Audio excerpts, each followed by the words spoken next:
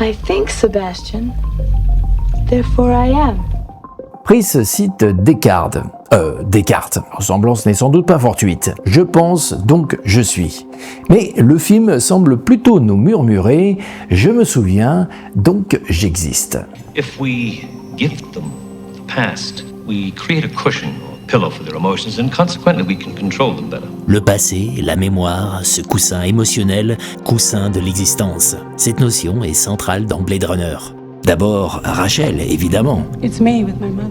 Et cette photo d'une mère et d'une fillette, celle qu'elle croit avoir été. Photo qui perd instantanément de sa valeur après que Descartes lui a bien fait comprendre que ses souvenirs ne sont que des implants. Photo que notre héros n'aura de cesse de regarder comme si, à travers elle, il mesurait le séisme existentiel qu'il a provoqué chez cette réplicante et comme si quelque chose dans cette image résistait encore à sa propre logique. Dès la première fois d'ailleurs, de façon quasi subliminale, elle semble s'animer, prendre vie, le début d'une empathie pour ces êtres et peut-être le doute.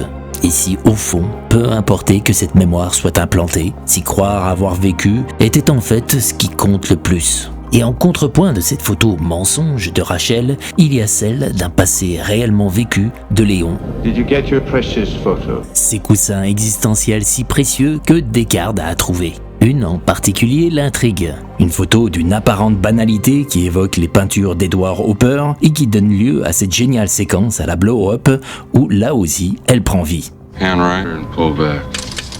Un instant de vie qui, par sa banalité même, son caractère commun, un peu mélancolique, déplace notre regard sur ces réplicants qui cessent de nous apparaître comme radicalement autres. C'est peut-être là, en fin de compte, que naît le trouble profond de cette photo, dans ce qu'elle renvoie de familier, avec cette impression qu'elle saisit un morceau de quotidien qui pourrait être celui de n'importe qui. Le nôtre, comme celui de Descartes.